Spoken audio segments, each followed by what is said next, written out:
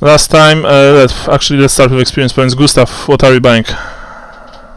Oh, I don't think I'm gonna buy anything right now. Okay. Remember, this is probably the last session, so if you want to buy something, this is probably the good idea. No. Okay, come back to me then. Okay. Johannes, what about you? Yeah, I don't have anything to buy either. Okay. Michael, do you want to buy anything? I guess not. Okay. So in that case, let's start. Last time you entered von Stiftanzer's quarters because he hasn't been seen for a long time, and there's definitely something strange going to the man. Sorry. So I think that it was the captain who asked you to do that. I don't remember. It's honestly being slightly. It's been a long time, so I kind of forget. I think the captain asked you to go and check on him. So anyway, inside, as you went into his quarters, you see that he plastered the entire interior with those strange drawings, and he's speaking about, about that all of the sentient races were bred like dogs by the not by the gods, but by something else. He's of course dirty, disheveled, his hair is unkempt, he hasn't shaved in a long time, the interior of his cabin stinks, there's waste everywhere and dirty bowls and dishes. He obviously defecated and urinated here, so the stench is simply abominable. And even though he's a light magister, his robes are just, well, you can probably imagine how they look. And yeah, he's insane. I mean, you can see it in his eyes. The man has lost it. His eyes are huge, they're unfocused, and he simply and he spouts gibberish all the time. So, if I recall correctly, last time Michael wanted to send one of you to fetch the captain. I believe I'm trying. I'm trying to remember. Let me look at the notes from last time. But I remember we were sort of like we were going over it. Yeah, you were thinking about this. Yes. True. And I thought that we all started to leave. Let me see here. Notes. Gustav, haven't you left? Or were you thinking about this? I thought he did leave. Brian? I don't quite remember. Okay. What my intention was at the time. Well, anyway, I described the view. So tell me what two of you are doing. Gustav, starting with you. I think Marla is with you as well. She's of course terrified, but she's not saying anything yet. So just out of character, we are in the middle of the ocean. There's no wind right now. Yes, you're becalmed. And Mother Akello, what was she doing before this? She was speaking with the sailors. You also experienced the first strange phenomena. This was called St. Angus fire, pale blue fire that has been flickering around the masts. And it caused much consternation among the crew. However, the captain assured the men that this is called St. Angus fire and it's a weather phenomenon that is sometimes seen at sea. Some of the old hands actually backed him up, while others, of course, muttered that it's the sign that the ship is cursed. So that was that. Yeah. And we were ordered to go in here and get the wizard from his slumber. Yes. Yeah. To bring him to the captain. Yeah. You are also all on the starvation rations, so you are eating, not only poorly but not enough.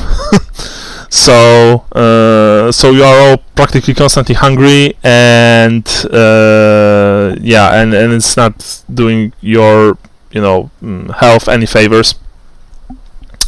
Oh, and also the captain wanted to make for the west coast of Araby before sailing back towards Los Cabos in Estalia. So yeah. Yeah, and the other thing is that we know that Akela is stirring up rumors about a mummy's hurt. Yes, and yes. That's why we don't have any wind. Yes, and, you do. And the last thing I wrote was that the mummy looks at us. Yeah, I mean, especially you, Johannes, you have a feeling that because you are God touched, right? So that you had you've passed the willpower test or failed? I don't remember.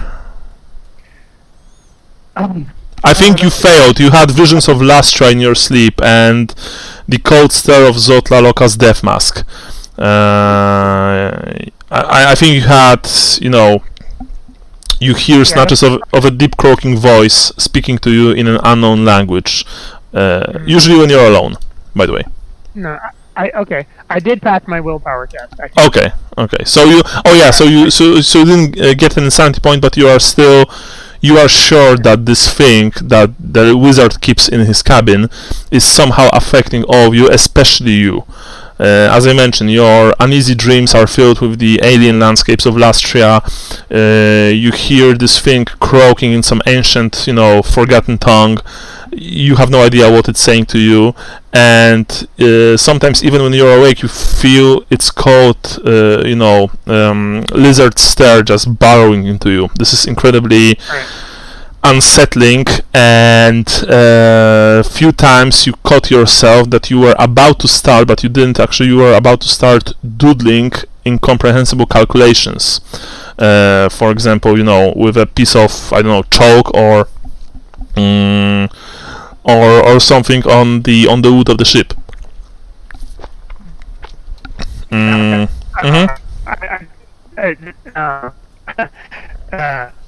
Johannes might not say it, but he's convinced that we need to dump the mummy overboard.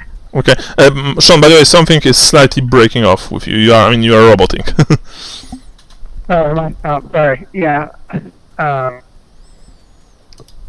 Johannes mutters to himself that we need to get rid of this mummy, get it overboard to appease Manann. All right, you are very quietly muttering this to yourself, I presume, right? Yes. Okay, so just let me quickly check one thing. Okay, you don't think the wizard heard you because you said it very quietly, but I also believe that it was so quiet that none of the other members of your party heard that. But of course, you are freaked out. Gustav, what about you? The door is still open behind us. Yeah. You didn't say that you are closing it, so I guess it's open. I'm gonna whisper to Johannes that I'll be right back and don't do anything crazy. Okay. Me? Crazy? Oh yeah, which I almost forgot. Johannes, your visions of this thing are even worse because of your, it's player info of your insanity. You are incredibly afraid of anything even resembling a reptile, no matter how small. Okay, so anyway, Gustav, I presume that you leave the cabin, and where do you go? I'm gonna very gently step backwards out of the cabin, and then once I'm out of sight, I'm gonna run for Mother Akela. Okay, all right.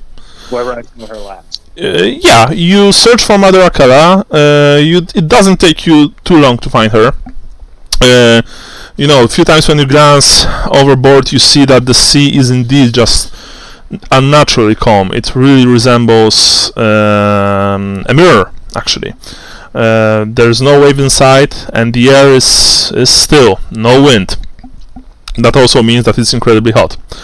The sun is scorching your head and neck, You find Mother Akela, who doesn't look, too good either. I mean, none of the members of the expedition do. You are all thirsty, hungry, tired.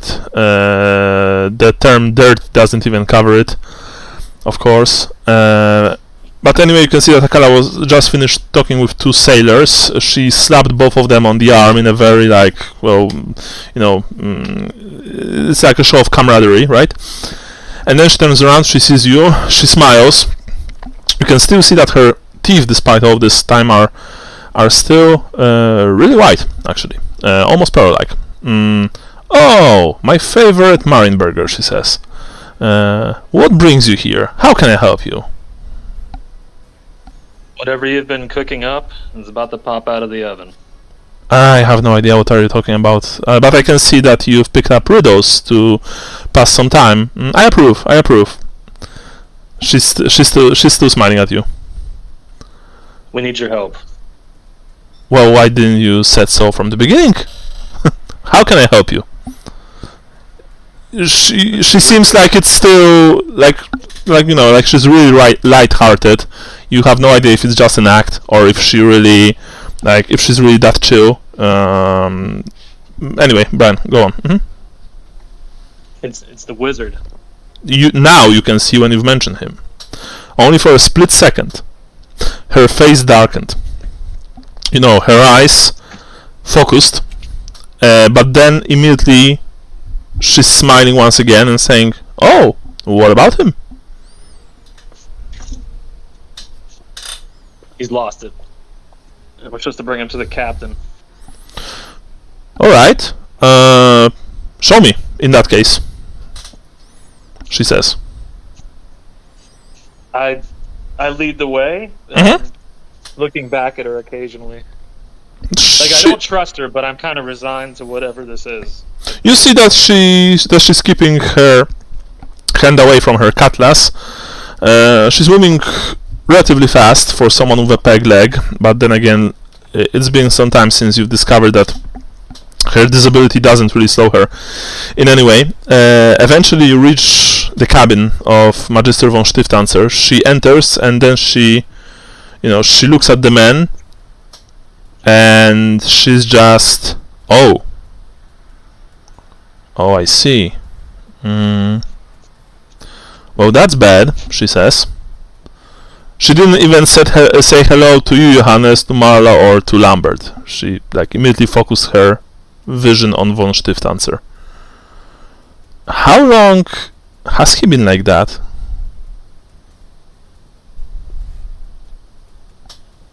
No clue. We just found him.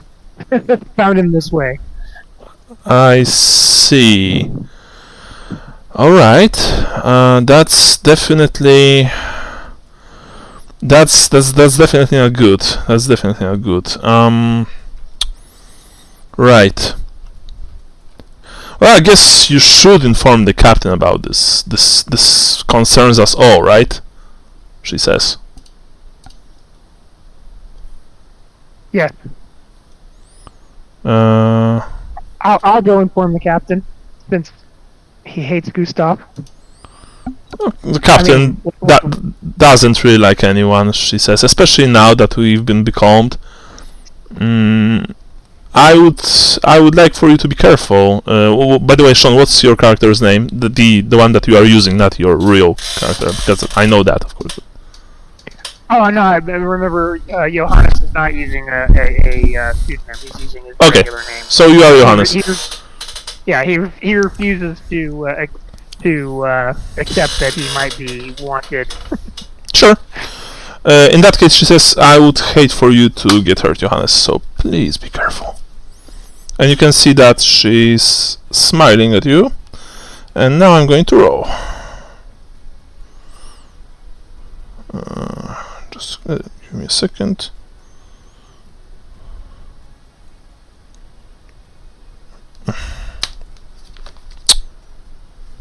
Okay, it's all fine, I'm going to roll. It's a charm test. Whoop, whoop, whoop. Michael, you here, by the way? Yeah, I'm here. I'm getting on. Okay. So you listened probably to what happened, right? Yeah, I've had it on in the car. Okay. Okay. Sure this and roll. Oof! Okay. You can roll your willpower, Sean, if you want. Okay. That said, I don't think you beat 72 with like... I don't even know, 6 full successes, I believe, so... Let's see, willpower, eh?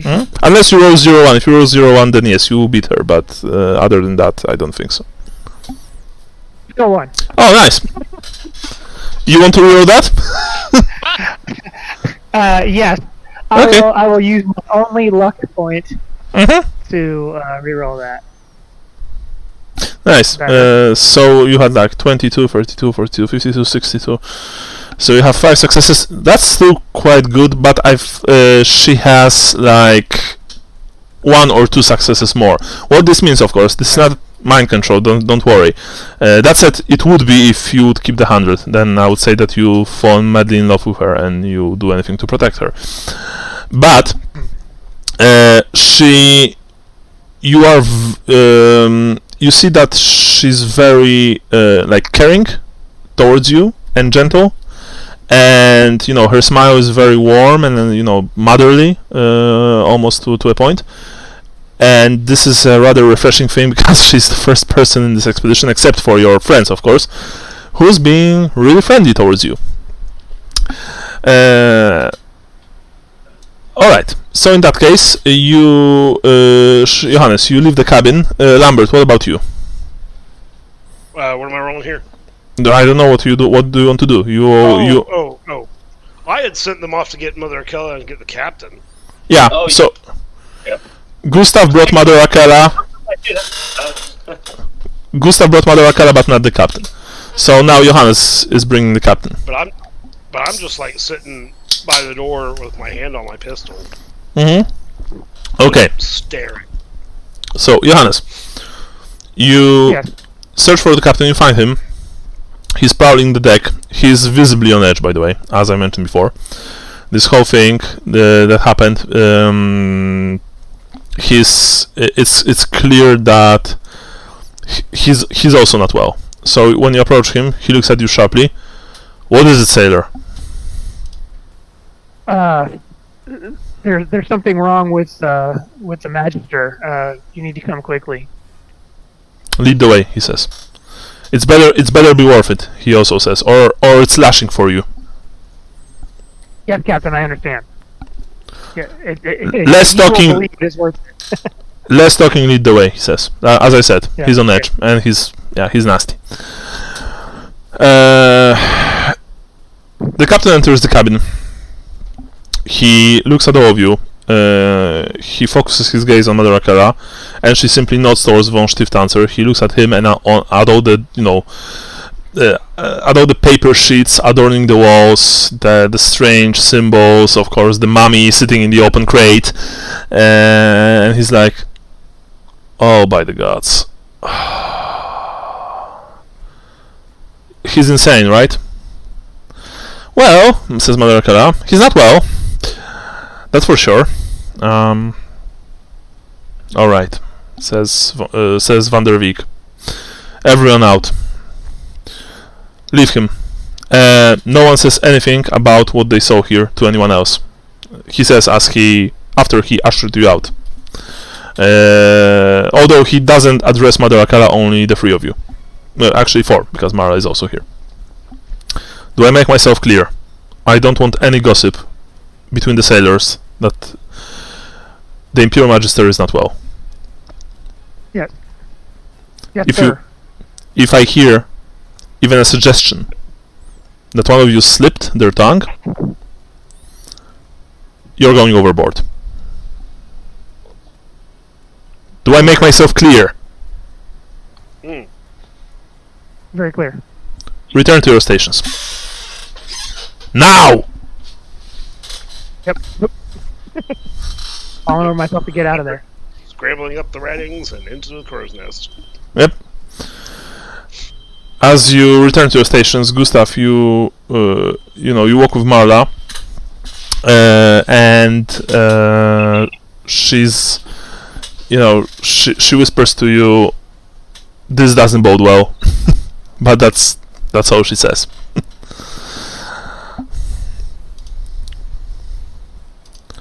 So, my question is, before we go forward, do any of you speak about what they saw to anyone on the on the ship? No. Okay. Okay. Gustav? Fucking crazy. I want to talk to the group next time we're together. Hopefully soon. Very soon. Okay. Let's say that you have a chance to get together again 3 days later. So on the 25th of this month. You all meet on the top deck towards the front of the ship. There are not too many people around you right now. You look at each other. You are all, as I mentioned, tired, exhausted even, hungry because there is not enough food, and the food that is, it's really not good.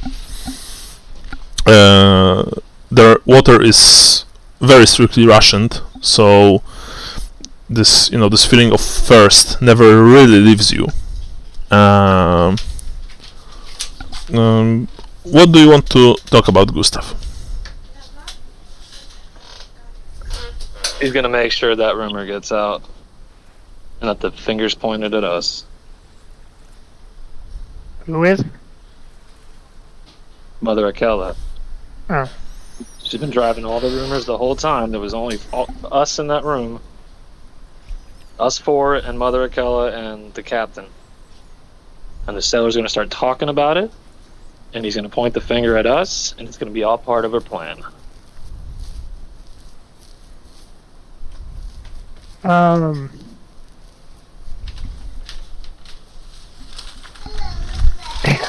I don't know what to say to that. Lambert, do you have any thoughts? Dude, we're just kind of fucked here, man. Like, who doesn't like? The man's a heretic. You just kill heretics.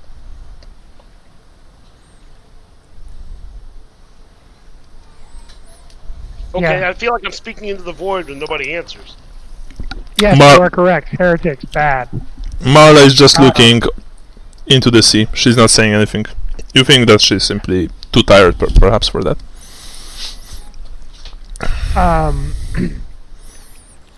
Well, they might try to blame us, but we know that Mother Akela's been spreading all the rumors herself, so I don't know. I don't know what to say to that. I mean, somebody's going overboard, and it's not me. I think we need to get rid of that mummy. I think that's the source of all our problems. Let's just get in there and take it and throw it overboard. We don't understand any of it. Well, we understand that it's driven what's nuts crazy, and that it feels like we're cursed. So let's get rid of the curse.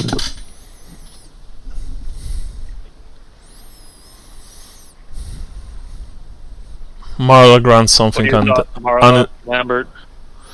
Marla grants something unintelligible under her breath.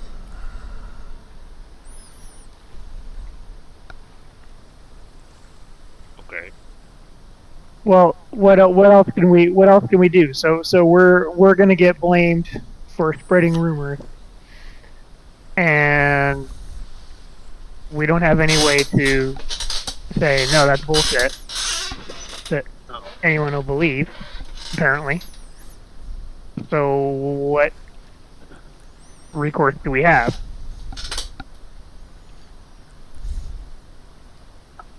To the priestess first. Talk to the priestess first? Well, Not talking to her. Oh. Get her overboard. I don't know how that's gonna sit. I'm not killing a priest, says Marla. No matter Yeah, I how don't- corrupt, I'm not.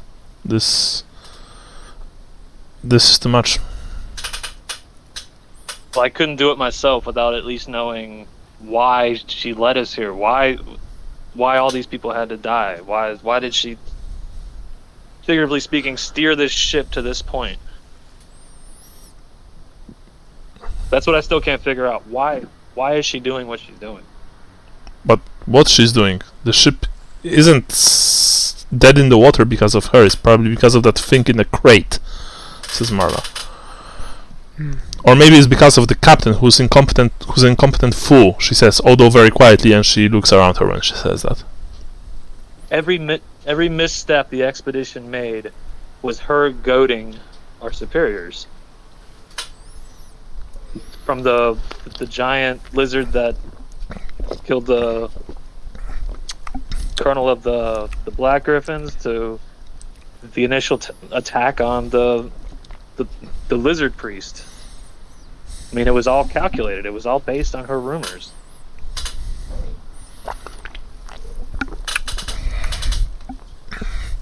If I recall correctly, says Marla, the attack on the priest occurred because the colonel, may Sigmar protect her soul, wanted to move past him into the temple.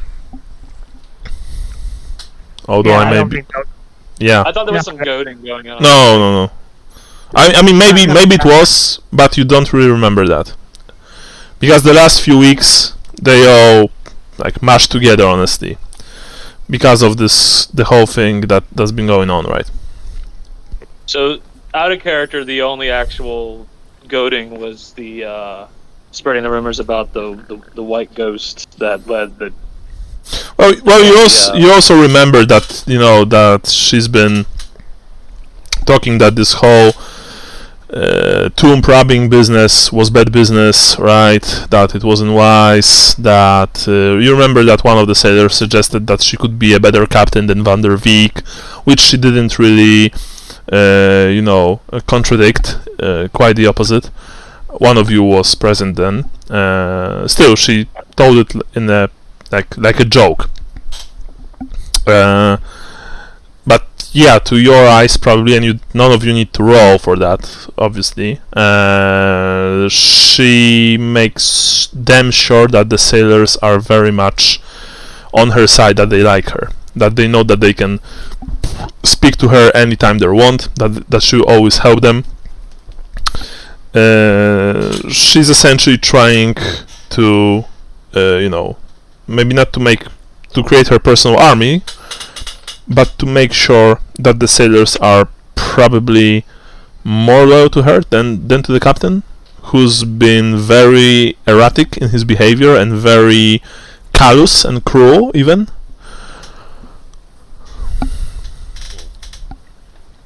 Because he is, by the way. Yeah. And by the way, you remember that actually, sorry, it's on the 13th of this month, not 26th, because on the 26th actually there was this eerie light coming from under the mage's door, and after that all the rats abandoned ship. And when and you remember that Van der Beek, he dismisses the man's story, accusing the watchmen who were on watch then that they were drunk, and he sentenced them both to 12 lashes apiece and stops their grog completely. By the way, 12 lashes is a lot. It's a very dangerous thing to be, on the receiving end of. So the two men, you've heard from the rumors that after they've been lashed, they are practically laying in their cots, tended by Dr. Vakliger, because they are unable to move.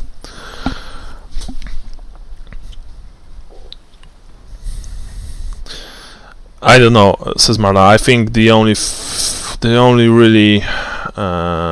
recourse for us right now is to pray that Manann will send some wind and push us further. I don't want to go against the priest. I think that's a terrible idea. This is blasphemy. This is sacrilege. She may be a conniving piece of shit, but she's still a conniving piece of shit who's the chosen of Manann. As for tossing this thing overboard, you said it yourself, Johannes, this is cursed. So do you want to handle a cursed object and toss it overboard? How do you know you won't be cursed then? How do you know it won't jump to you, like, you know, like when you're sick and you touch someone else and someone else is sick then, right? He's touched. And by the way, it's rather big. I mean, this mummified whatever it is. How do you want to take it out of his cabin without him noticing? He practically sleeps right next to it. That wizard scares the shit out of me right now. Yes, me too. Especially after all that talk about us being, well, what was his word? Bred, right? Like animals, instead of created in the image of the gods. I agree. If there was a priest of Sigmar here, he would probably be already starting a pyre. But there's no priest of Sigmar. There's only a priestess of Manann, and I don't think she cares. That's what I think about this whole thing, she says. I think we are fucked, is what I'm saying. Yeah.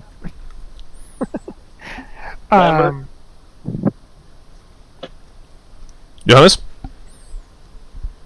Well, I was gonna say, well, my only other suggestion is to just set it on fire, but that wouldn't be good for the ship either. Yeah. Fire on a ship, not the best idea. Mm. I still feel. I mean, I feel like I'm already cursed, Marla. I've been cursed since Bogenhafen.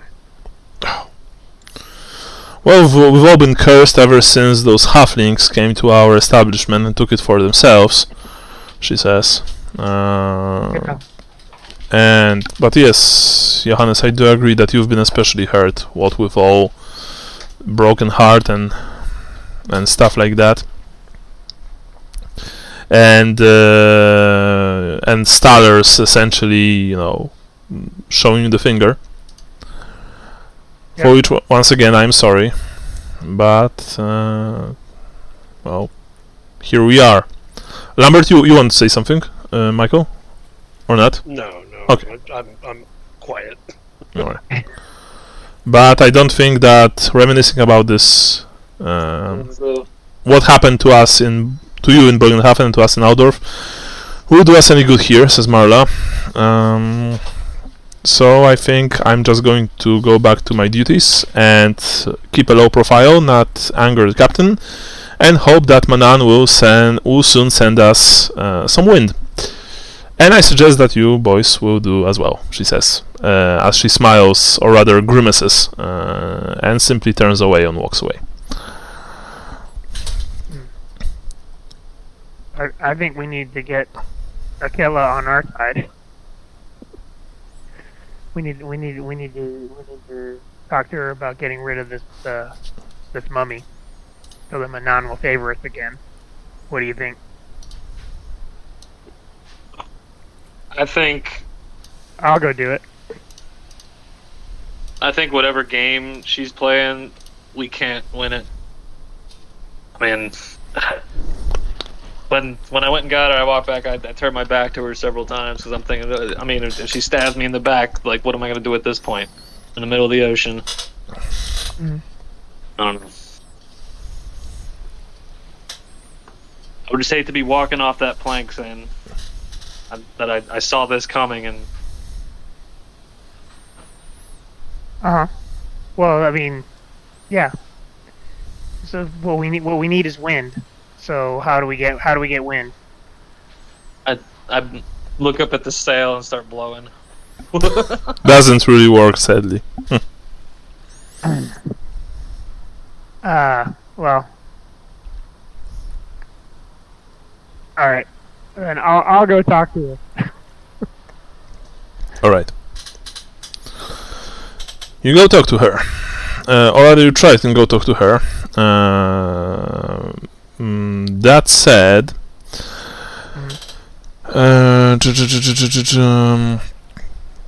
that said, before you are able to do that, you still have your shift to finish, and you know, the overseers that the captain appointed to watch over the crew, they are rather strict when it comes to, you know, enforcing their duties. So you need to wait for quite a bit. Gustav Lambert, I presume that you also return to your to whatever it is that you are doing. Yeah. All right.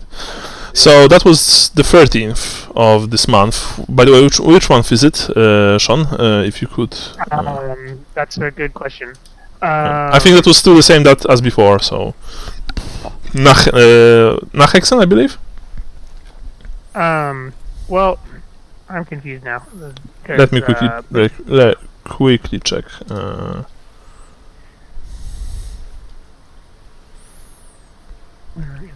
So anyway, as Sean checks it, I will tell you what happened.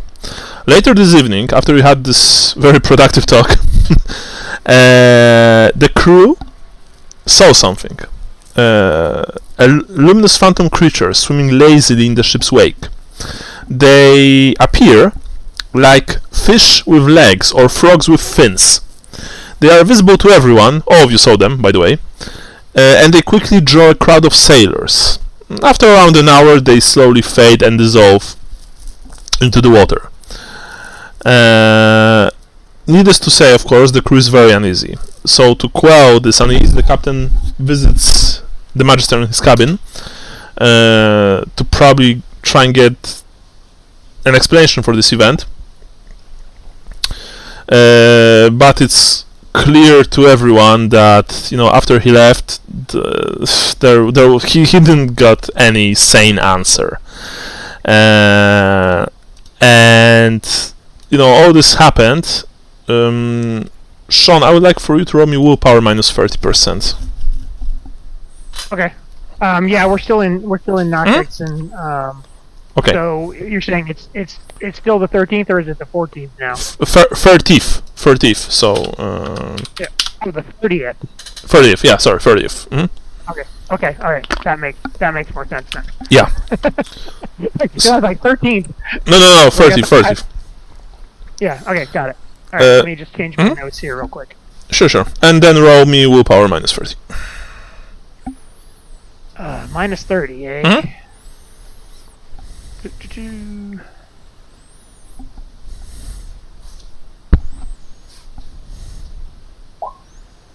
Nope.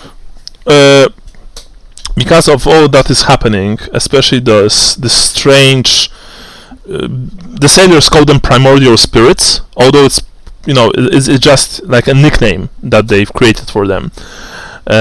You can't really focus on anything, and it's only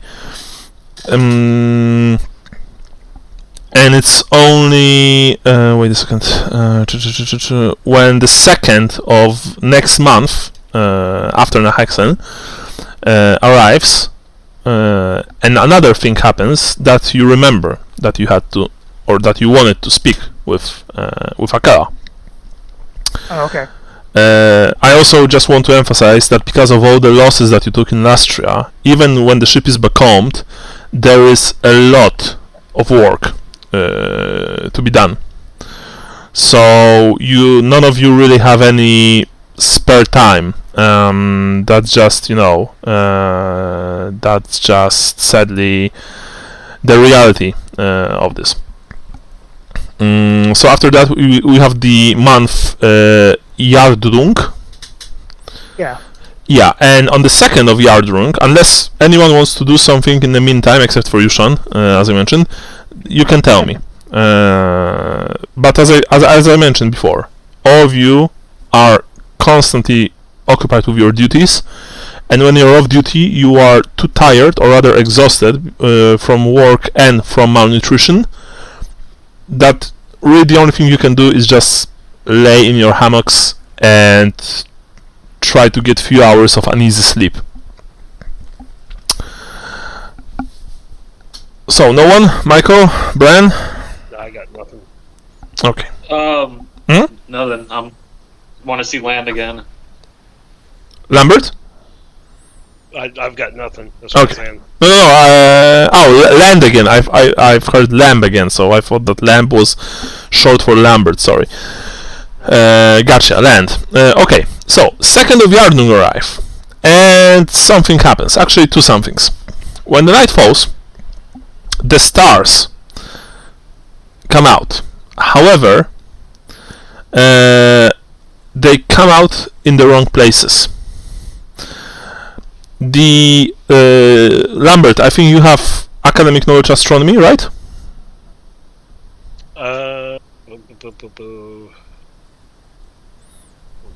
Wind my page real quick. Actually, all of you, please check if you have academic knowledge astronomy. I don't. You don't? Okay, I thought that. No. Yeah, I don't. Okay. I have navigation. Science. Okay. I have navigation. That's about it. Yeah, I only have science. All right. So, even though none of you really knows anything about astronomy, Lambert, you're only skilled in navigation. What's happening in the sky brought practically everyone on the ship on board to the top deck. The sailors are staring in the night sky. They're pointing their fingers at the stars, and actually, they say, you hear them saying that the stars, they're not in the right place, and this palpable sense of terror and dread that is spreading through the ship is almost it's almost physical.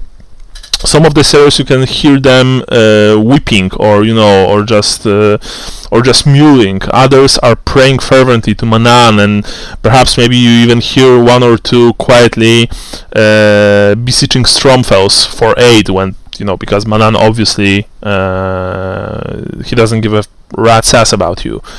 I am actually going to roll just a quick test for one thing. Okay, no. So, to your eyes, even to your untrained eyes, there is something very wrong with the night sky. It's like you are in not only under different starlight, but you feel like you're in a different place completely. Like this is not the same place that you were earlier this day. Like you've been moved. This is what your warm mammal brains tell you, at the very least. And the panic spreads because the sailors, some of them shout that we've been transported to some far-off place in time. The screaming, the attempts to restore order by the senior deckhands fails completely. Van der Beek has no choice but to summon the Magister on deck, and eventually von Stiftanzer, weakly, almost stumbling, appears. He exits his cabin. He appears on deck, and he looks towards the sky, and he says, rather oblivious to quite a few hostile stares directed towards him. That is okay. He barked. That is fascinating. It appears to be some kind of etheric projection, a dream, or echo, perhaps. Can you imagine the kind of power that makes one's memories persist so strongly even after death? And this is probably the last straw. This comment, this sentence is the last straw. Because the crew that has been becalmed without a breath of wind for almost 2 weeks, and whose supplies are running short, are like a powder keg with a very short fuse. "What does that mean?" comes a shout from out of the crowd of sailors. "That doesn't explain anything! You and your damn toad! What have you done to the sky?" Immediately, the crew erupt in a babble of angry shouts and demands. The captain tries in vain to call for calm, as the Magister looks taken aback. A sailor steps from the crowd and spits in the wizard's face. And a deathly quiet falls. "Put that man in irons!"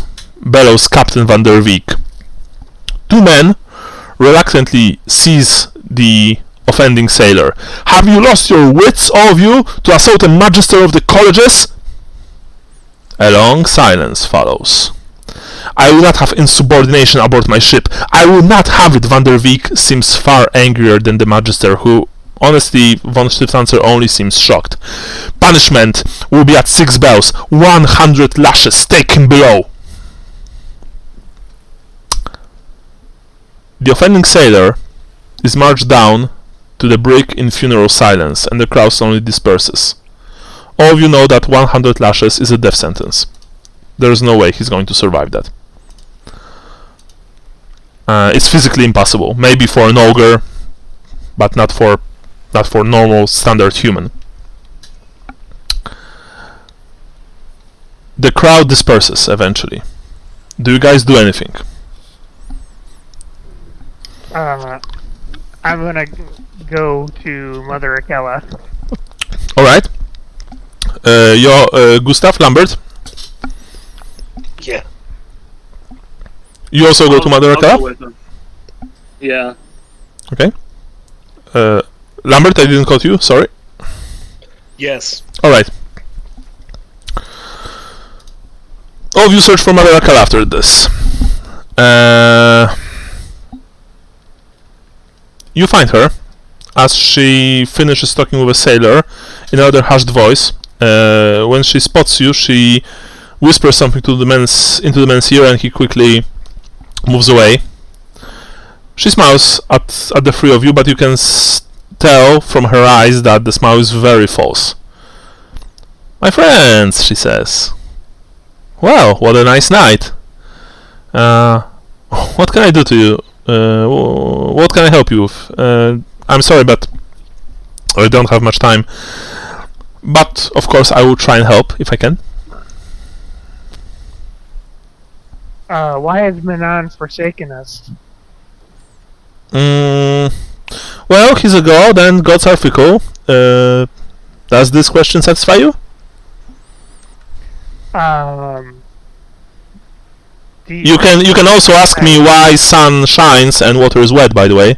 These questions make the exact same sense. Well, I've been praying to the sea god every day. It's not like he's answering all of my prayers. That's his right, obviously. Perhaps we've wronged him somehow. Perhaps robbing a temple and taking an unholy alien relic meant that he's displeased with us. Perhaps most of the men here they haven't shown enough piety. I don't know. I massage the sides of my head like I'm getting a headache. So if you've done with the questions, is there anything else? Because if not, then So what you're saying is that if we can get this mummy off the boat, that we should get some wind. Is that what you're saying? I'm not saying that, by the way. I've never said that, Johannes. Why are you telling me what I've said or what I haven't said?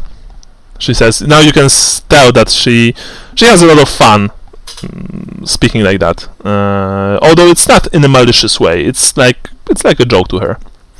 However, I can see that you are all rather serious about this thing. Tell me, what do you think about the punishment? 100 lashes seems pretty harsh. Pretty harsh? Well, poor Johann won't survive them. I don't think that's pretty harsh. Master Halfling. I think that's a death sentence. If your effort is to kill somebody, kill them. Tell you what. Why drag it out?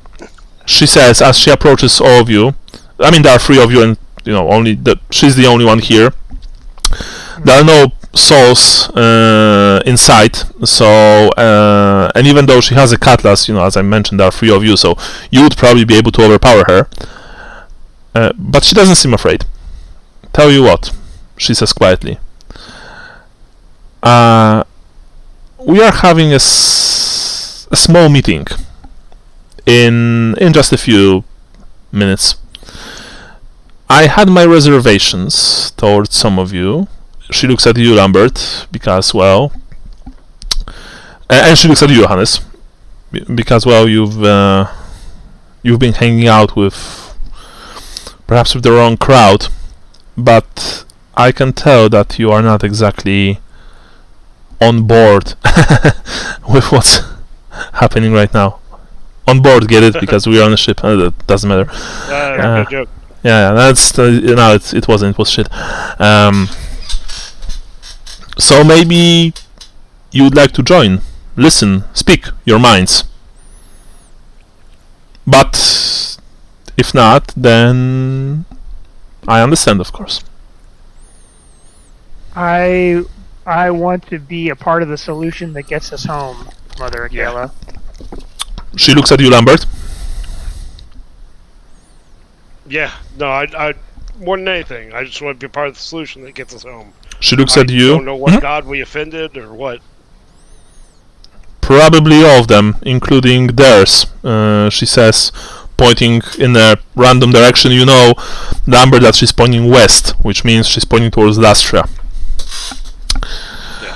Yeah. What about you, Marienburger? She says, and your lass. It's clear that you're the one in control, and I want to see this through. This is not what I'm asking. I'm asking if you are perhaps slightly fed up with what's going on board this ship and the way the good sailors here are treated. Your friends just told me that they want to do something about this, and you're saying that I'm in control. I'm not in control here. I'm not the captain. I'm just someone who wants to find a solution, as your friend here, and she points at Johannes, very eloquently stated. So, do you want to find a solution, or do you want to perhaps be the one who's going to be lashed to death next? Are you gonna be part of the solution or part of the problem? Yeah. Then please follow me, she says, and behave yourselves. This is going to be a civil meeting. After that, she very quickly, but also rather quietly, takes you all under the deck. It's clear that this is some kind of a secret meeting. And as you are walking, Marla whispers to you that she feels rather uneasy about all of this, because it, well, back in your home country, the priests, they often they often speak during masses about secret societies who want to ruin the empire and should be avoided, who meet in the dark places, in abandoned cellars and ancient woods, who worship strange and terrifying deities who only want ruin and destruction. And this feels, this definitely feels weird and illegal. Well, you are Like correct. Sean, you were saying something? You are correct that this feels wrong to a good servant of the Empire. However, man, I wish I knew more lore. I would say it's like the Pretender was overthrown in What are you talking about? What pretender? What, Johannes? I'm saying because I my lore knowledge is bad, so Yeah. there's got to be some point at which there were false emperors and they had to have their ass kicked. I would now ask if your character has academic knowledge history, because if he No. doesn't, then you can probably just sound like a weirdo. yeah, you're bullshitting. Yeah. Which by the way you can totally do, of course, but Hey man, like leave Yeah. the bullshitting to me. I'm good at it. Yeah, true. Well, anyway, we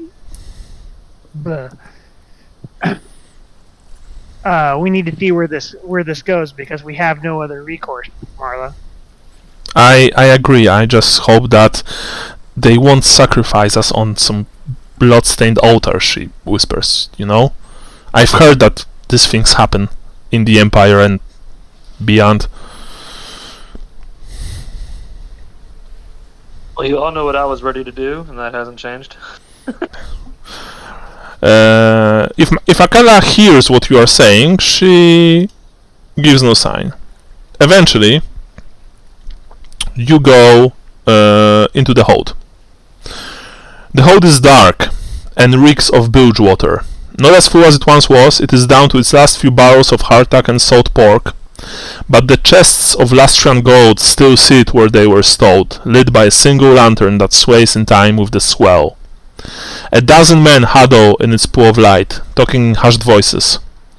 100 lashes. That's a death sentence. What was he doing except speaking the truth?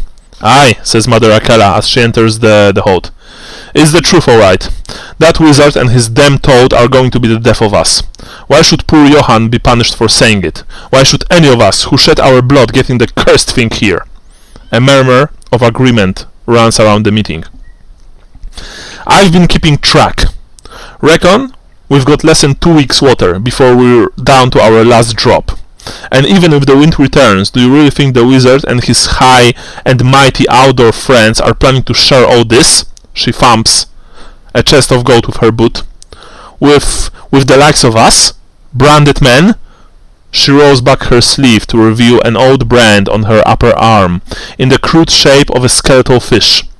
Aye, and branded woman too. No, friends. We've all been played for fools. The captain and the magister will let us all die of thirst before they let any harm come to their precious frog, or before they let us spend a penny of our gold. We ain't due a share if we're dead, are we? She looks around the hold. I don't like it any more than you do, but I say there's only one thing for it. There's this dramatic pause. Mutiny. Now, Bran, roll me common knowledge Marienburg, or if you have like common knowledge underworld, you can too, Lambert, if you have them. Academic law. Academic law. Okay, you can roll this. Sure. I don't think you've passed, Gustav, right? Intelligence. One sec, let me scroll back up. Remember, you have... Okay, no, you have minuses, but not to intelligence. Doesn't matter. I have a 63 intelligence. I might have 10. That's not gonna do it. No, you've passed, Lambert. Oh. You have 67. You rolled 58, so you've passed. Gustav, what about you? I have intelligence 63. You also pass because you don't have minuses to your intelligence anymore. Remember. So you're not sure exactly, but you think that this brand that Mother Akela has on her forearm, it's a mark of a convicted pirate. Although it's used not by the navy of the Empire or Marienburg, but you believe that by one of the southern kingdoms, perhaps Stylia or Estalia. You believe so, anyway. What this means is that at some point Mother Akela was a pirate. Yeah. Anyway, as she says the word mutiny, there's this pause, and then you can see that one by one all of the sailors begin to nod their heads. There's not a single person present here who who's not okay with this plan. But tell me, what about you? Because she looks at each and every one of you. Eventually. Gustav. Let's start with you. Everyone's saying mutiny. She's saying mutiny. All of the sailors present here are agreeing with her. You can tell that. I nod. Marla nods. After she saw that you nod. Johannes, what about you? I nod. Lambert, what about you? Bad officers are just as bad as bad soldiers. I nod. She says, I'm glad that we are in agreement. So now, we need to move quickly. My plan is very simple, she says, as she approaches, she actually stands in the middle of this, ring of sailors and of you guys. We will strike in the early hours of the morning, while any of the surviving Black Griffins are still asleep, she says as she looks at you, Johannes. We will quickly and quietly arm ourselves and rouse our friends among the crew. One party, led by Jan Gelt, actually you can see that Jan Gelt is present here, the last of the Reekers, will bar the hatches to the middle deck, so that the Black Griffins cannot come to the assistance of the Captain and the Magister, and will stand guard in case the mercenaries attempt to break the hatches open. Johannes, I would like for you to be in that party. Okay. A second party, led by me, will proceed to the stern castle, where we will seize Captain Van der Wiek and surprise and kill the Magister before he can use his magic. Von Stiftanzer's and this thing's remains will be thrown overboard to lift the curse on the ship. After that, I will take command of the Maiden and sail her to Sartosa, where every man aboard will get an equal share of the treasure. Do you understand this plan? And do you want to say anything about it? Once again, all of the sailors present, they simply nod, although you can tell from their faces that this is heavy stuff, by the way. But eventually, of course, it comes to you. Gustav. I nod. Marla nods, although when you look at her, if you guys look at her, you can tell that she's very uneasy with the whole killing thing. But she nods. Even if, as I mentioned, she looks not... It's not even that she's afraid, it's that she doesn't want to do this, but it's probably too late to back up now. Johannes? Yes, I agree. We'll follow your plan. One of the sailors, I mean, you know him, by sight, but you don't really know his name, says, "Really? Just like that? You have no problems about going against your former comrades, the Griffins?" You can hear the suspicion in his voice. Well, we're not going against them. We're just keeping them locked below while we take care of what we need to take care of. So it's for their best interest as well. When the man... They just don't know it yet. When the man hears that, he simply nods, although you can tell that there's still some, slight unease in his eyes as he looks at you. Relax, bud. He just doesn't want to be known as an Oathbreaker. Well, a bit too late for that, smiles Akara. We are worse than Oathbreakers. We are mutineers right now.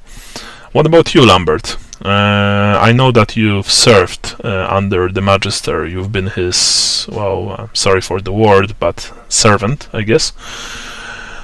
I did what I had to do to survive. No one's really, nice to halflings around this place. That's a sad thing for you to say. I thought that I was pretty nice to you. Oh, you were fine. I'm talking about the Empire as a whole. And Marienburg, by extension. You guys aren't really the nicest to halflings. She shrugs her arms. I wouldn't know. I'm not from the Empire, but of course I've heard the stories, and I've been to a few places in my life. That is true. The Empire loves the Imperials love their prejudices.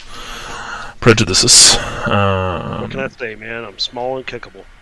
But I can tell you right now that if this works out, you'll be with the goal that you'll be receiving. You can become a king of your own small kingdom, either in Sartosa or somewhere else. Never been. I like new places. Let's get this done.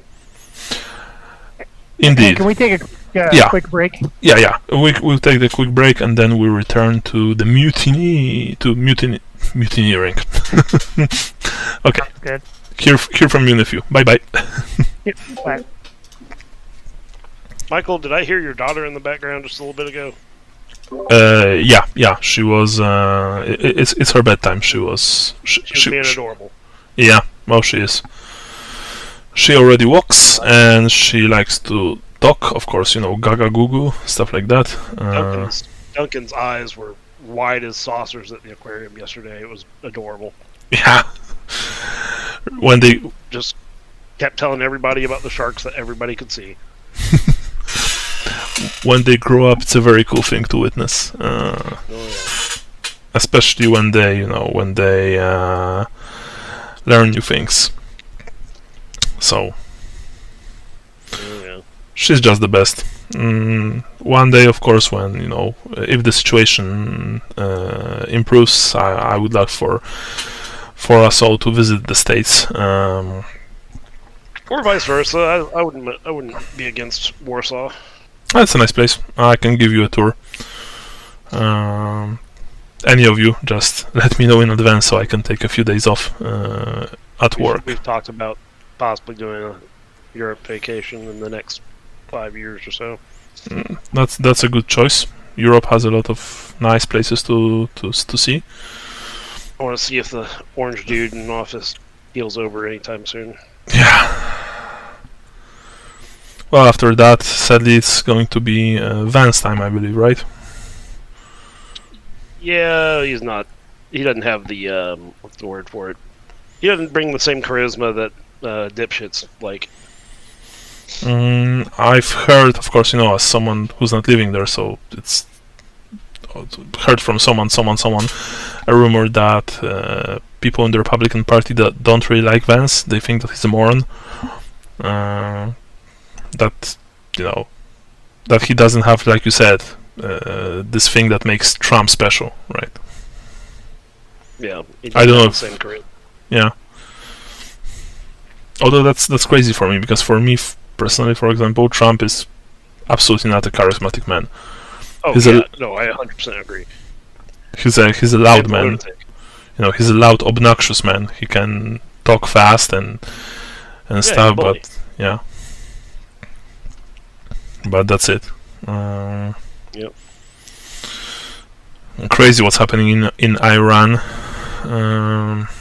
I'm way out of the loop on everything. We were in the aquarium yesterday, and I only caught that somebody shot the Dubai Trump building with a missile or something. Really? No, Khamenei's dead. Yeah. Oh shit, that was fast. Yeah. They blew him up with a missile, but I think that the Israelis did it, not your folk. Yeah, but it's still our problem now. I was telling Sean earlier, I don't think killing him was ever the problem. I think they could kill him, but I think they didn't because of the power vacuum it would create. You know what I mean? Yeah. Well, I mean, this is all a very complex thing, but Iran has how many people they have? 90 million, something like that. Perhaps I'm. Yeah, Tehran's one of the most populous places in the world. Yeah, and it's not Iraq. They have full military. Who knows if they have atom or not? And it's already clear that they are not afraid to target other places around the Middle East. I mean, they've shot Dubai, Qatar, I think, and they fired towards a British military base in Cyprus. It was American bases, though, from what I understand. British as Oh, well. no, but they Yeah. did. That's one of the newer things. Is that they shot at Cyprus. Yeah. Yeah, a few hours ago they shot at Cyprus. So, and they are good buddies with Russia and China. I mean, of course, it doesn't matter much when it comes to Russia, but I'll be right back. yeah, but with China, it's. I would be very careful.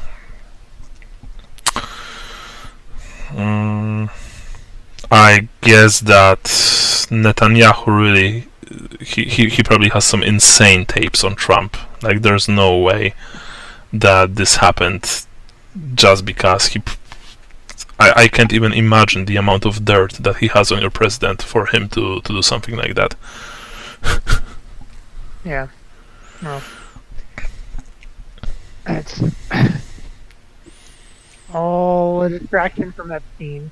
Yeah, that's because from what I gathered, according to the rumors, your top military officials, including the General Kane, I think is called, they actually advised Trump not to go to Iran, and well, leading up to it. Sorry, what? Yeah, that's what they were saying in the days leading up to it. That it would be a Iraq times 100. Oh yeah, Yeah. for sure. I mean, because what next? You blew up Khamenei, okay? But so are you going to invade? Are you going to just bomb them to oblivion? What's next, right? I welcome the Shah's son with open arms, and he thinks it's just gonna be great after that. Okay. Yeah. That's interesting. I mean, terrifying, but also rather interesting to witness. I'm not going to lie. It's been almost 50 years. Like, most of the country does not give a fuck about a royal family in Iran anymore. You know what I mean? Mm-hmm. Yeah. They're not gonna put some random guy on a throne. Like, are you serious? Like, they're not gonna do that. Yeah. The cold, heartless pragmatist in me, of course, kind of. I mean, I should be glad because Iran was a very close ally to Russia, and they supplied them with Shahed drones and actually components for them to buy to create their own version of Shahed. I don't remember how they are called, but they are the main drones that they're using against Ukraine. So now there's no more like. Putin lost another ally. He lost Maduro, he lost Syria, right? Now he lost Iran. And the Russians they're failing at every step in Ukraine. It's not like they're losing this war, but they're not winning it, which is, for the rest of the Europe, it is actually very important, because if they win, it will take them about a decade to rearm, and then they can do something very bad to the Baltic states, to my country, to Czechs, things like that. Because the Russians, they won't stop. I mean, they've played their cards. They showed the entire world that this whole, we are now buddy with the Western sphere. We are, we changed. This is all an act. They are still the same imperialist assholes that they've been for the last 200 plus years, and they won't change. Yeah. I mean, they can't even change. It's impossible for them, unfortunately. So every single blow towards Putin, of course, is a boon to my country, is a boon to is a boon to Ukraine, to Latvia, to Lithuania, to all those countries. But at the same time, Jesus Christ, I mean, bombing a sovereign nation and killing its leader and his entire family, by the way, because I don't know if you know, according to their reports, not only Khamenei got blown up, but also his granddaughter, I think, his daughter, his son-in-law, and a few other members of his family. Yeah. That's just shitty. Yeah. Yeah. Well, I mean, Trump said, some people are going to have to die. It's okay. It's a price he's willing to pay. Yeah. But remember, no more wars. I bet he's going to get a Nobel Peace Prize next year. Nobel Peace Prize. All eight of his fucking wars that he solved or some bullshit. Yeah. Well, yeah, and now that new infographic that he's bombed 7 countries in the first year, or 8 countries in the first year, a little over a year in office. Yeah. I honestly think that he did that because of this whole Venezuela thing, you know. It was like playing a video game on super easy mode, and he thought that wow, it's a really cool thing. So let's try this with something bigger. And he just looked at Iran and says, "Well, I can do this." Yeah, He really is just a massive cunt. he is. But it's not just him; it's the people around him. I mean, if he would have like good advisors, like in his first term, who would, you know, just try and hold him to stop him, maybe he would be manageable. But now he has people like Hexef, right? Like He has fucking Miller. yeah, yes men and encouraging Nazis. yeah. Yeah. Just absolutely. Everyone's a fucking coward. Yeah, absolutely fucking detestable. Patel, Tulsi Gabbard, all those. Fucking Miller. Yeah, Jesus, Miller is like he really looks like a Nazi, you know, like one of those. Yeah. Like one of those. If you look at the photos of actual Nazis from 30s and 40s, he looks like one of them. I can completely imagine him in a SS uniform. When he was in high school, he campaigned to have the Mexican flag banned at his school on Cinco de Mayo. Man, what a He'd call into conservative radio stations and complain how like racist his school was to white people and and it's like Fox News picked it up and everything, and he was like their little darling and all this ever since. So wow. Yeah, that's Right. That's who he is. He's ever since he was a little kid, he was a little shit. I mean, he looks like a bitch, you know? He looks like someone who was incredibly bullied and probably just resents the entire, everything. He probably resents the entire world and just needs an outlet for all his rage. And the outlet are the brown people and, and black people and everyone who's not white. I think he's this kind of a man who needs someone to hate. Yeah. Yeah.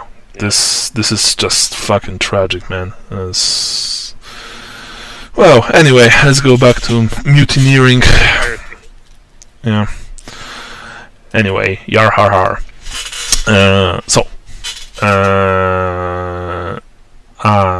All of you agreed, and you have a few hours to prepare before the plan goes into action. Because remember, this is.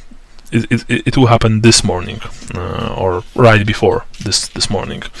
So I would just like to ask all of you: do you want to do anything before the mutiny starts? Do you want to perhaps have a change of heart and alert someone, or are you preparing for the action?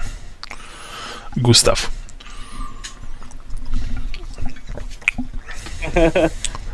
No. Come back to me. I mean, I definitely need to pray.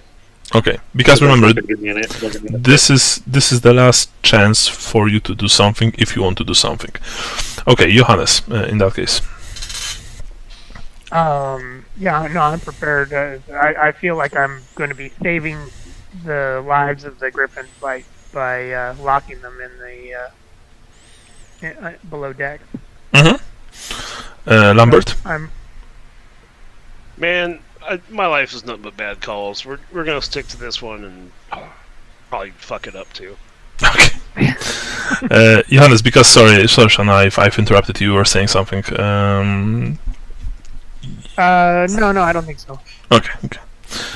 So now Marla, by the way, is she's not saying anything, but you can tell from her, downcast face that she probably just wishes for this whole thing to be over one way or another.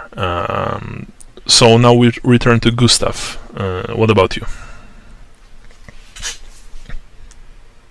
What was the plan for the mummy? That's staying on board? But no. She wants to kill the Magister and throw him and the mummy overboard. Because she believes that when they do that, when they get rid of von Stiftanzer and Zotlaloka's remains, the curse will be lifted. This is the only way, according to Mother Akala. She doesn't want to kill the captain, she doesn't want to kill anyone else except von Stiftanzer. That's why this whole thing is, secret spy stuff, right? We'll move before dawn, kind of covert operation.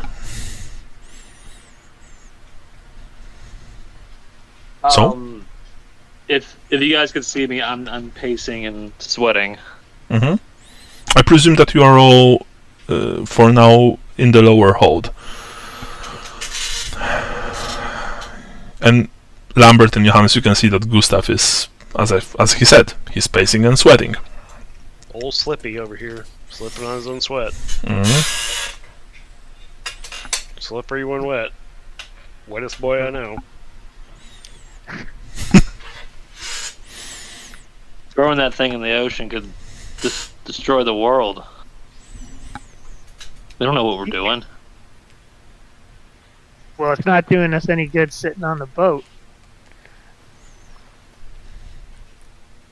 We need to think. Okay, we need to think of ourselves in this instance. We're out of options. Just don't trust her. I don't trust anyone that's outside of the people in this room, man.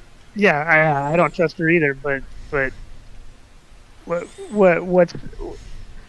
I mean, right now our option is to just continue lashing people to death and starving and dying of thirst and starvation. All right. Look, if we're doing this, so me, Marla, and Lambert are one group, you're going to be part of the other? Something like that. Alright, if everything goes to hell, we all work our way back to each other and get back to back.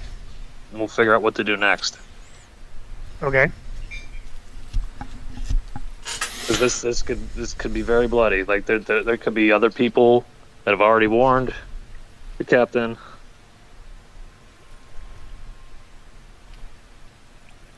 Alright.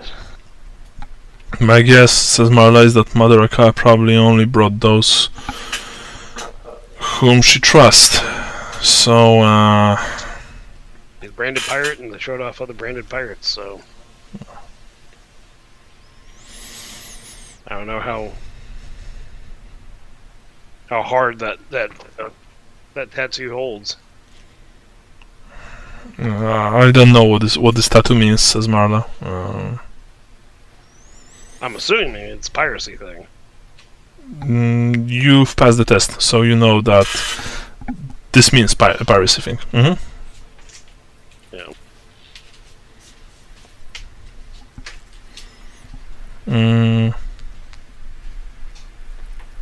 Okay. So in that case, Brian, what this means is that you are simply you're not doing anything. You're not going to snitch or anything like that, right? Oh, I want to pray though, because I do have moral reservations, but other than that, no, I'm not going to tell anybody. Okay. So, we move forward in that case. We move forward with the mutiny.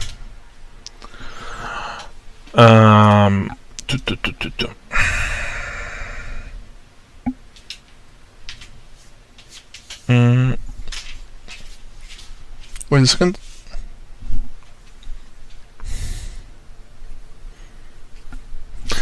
Sorry. Johannes, you join. You join Jan Geld's party.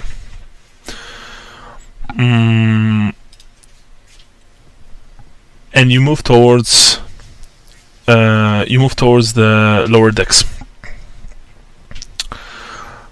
That said, there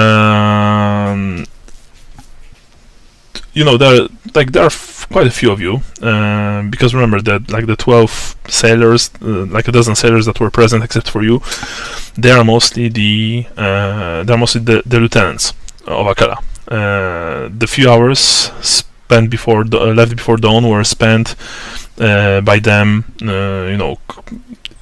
converting their fellows, or rather informing them about the upcoming mutiny. And given like how much Akela is popular among the sailors, you are not surprised that most of the crew are on her side. So there are quite a few of you, Johannes, and of course you can tell from the stares and mutterings that many of the sailors in Gelt's party, they think that you perhaps, that your loyalty is not as absolute. Right. After all, you're one of the Griffins. But Gelt tries to calm them, and in fact, when the time arrives, you feel like you're part of the crew, more than a Black Griffin, honestly. Okay. Now, this whole thing will be incredibly anticlimactic, Sean, because the Black Griffins, they haven't attempted a breakout. Colonel Noivot is dead. Brother's horse remain, but most of the Griffins were killed in Lustria, batting the lizardmen. There are simply not enough of them, and those that were left, all of them sustained some kind of, some kind of wounds, major or minor. So the mutineers, they didn't have any problems with barring the hatches to the middle deck and locking the remaining Griffins there. After that, it was just the case of keeping them contained. There was not a single shot fired, or there was no there was no combat at all. No swinging of swords. No spilling of blood. The rest of you, Lambert, Gustav, and Marla, you've joined Akela's party. And what I'm saying is that you guys practically chose the best outcome possible for this. Seizing the captain went without any problems. You broke down the doors to his cabin and caught him in his bunk. Of course, he screamed and cursed and called you all sorts of names, but he was quickly tied down and gagged. After that, Akela, Gustav, Lambert, and few other sailors, you march towards the Magister's cabin. The door to the wizard's cabin bursts open, splintering under the repeated blows of boarding axes. Von Stiftanzer looks up from where he sits, knelt on the floor, blinking in the sudden light. Pieces of parchment lie scattered all around him, covered in his spidery scroll. Behind him sits the open box containing the thing from the tomb, its golden mask staring balefully back at the mutineers. "Please," says the wizard, "don't disturb my papers." He doesn't seem to understand what is happening. The men in the doorway hesitate, unsure, before Akela takes a pistol from one of them and shoots von Stiftanzer through the heart, killing him with a single shot.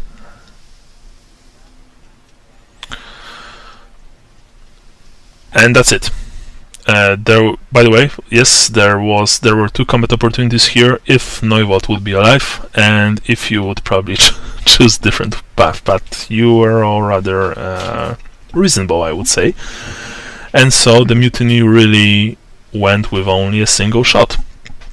Mother Akela says she does not want to spill any more blood than is strictly necessary, and she offers anyone who will swear to serve as part of her crew clemency and a share of the treasure. Those who will not, including of course Van der Beek and the brothers Horst, are locked in the brig.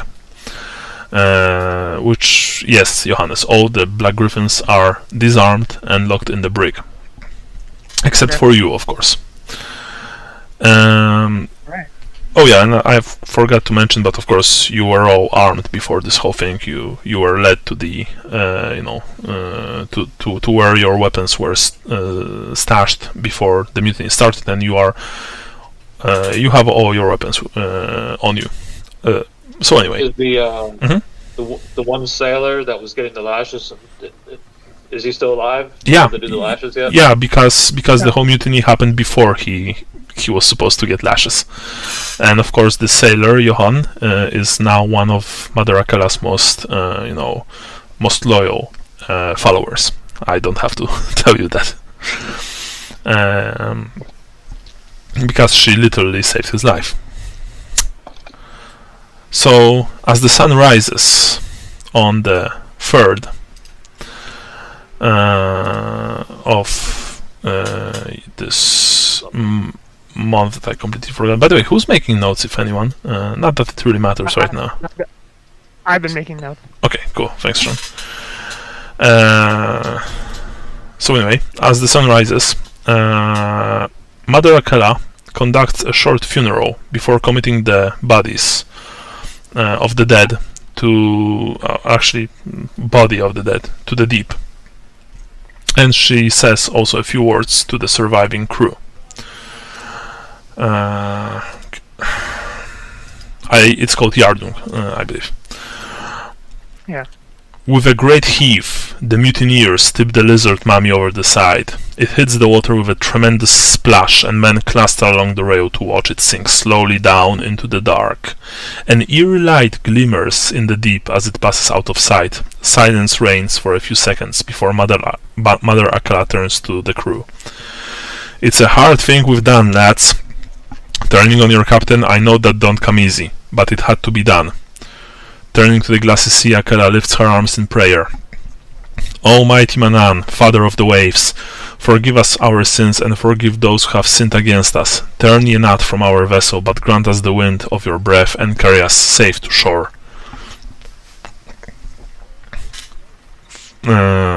Fortunately, later that day, a rising breeze begins to tug at the Maiden's sails, prompting cheers and shouts of joy from the crew.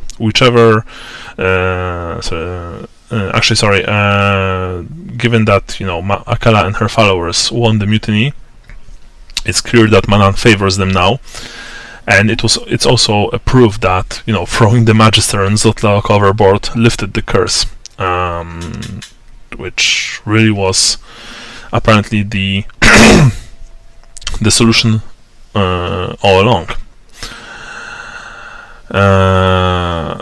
The wind strengthens throughout the day, and when night falls, the stars have returned to their usual places. Soon, the Maiden is sailing east again at a respectable speed. The ship's supplies, however, are down to their last dregs, and as the day wears on, the telltale signs of scurvy begin to appear among the crew. What this means is that I would like for all of you to roll me a plus 20% toughness test.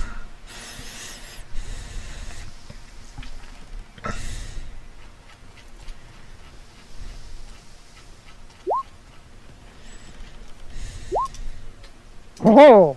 Nice! Actually, only plus 10% because you were on half rations, but still, you've passed. Gustav? I had some wine. Does telling that me? help? Sorry? Lambert, you've passed. Just so we're clear. Gustav, what you were saying? Will wine help with scurvy? Not really. Yeah. Really? Okay. Yeah. There's enough acid in red wine. Yeah. Okay, but you still have red wine? That's all you need. Okay. Yeah, I have 2 bottles. Okay. In that case, so my question is, I'll keep it a secret, though. Okay. No, my question was, do you share them with your friends or are you drinking them alone? I would share them with just like one at a time with the other PCs. Okay. Like not in a large group so people don't see what we're doing, you know what I mean? Okay, so in that case, I mean, the scurvy is still... I think that little wine won't really help that much, but let's say that this means that you get a plus 30% to the test. So the biggest possible modifier that there is. So Lambert passed, Johannes passed, Gustav roll me plus 30 in that case. You haven't passed, I think, or maybe. Toughness? No, I'll use my only luck here. Sure. I think you've passed now. Yeah, I passed it. Yeah. So because of Gustav's wine, you are doing. Is that both bottles that took? Yeah.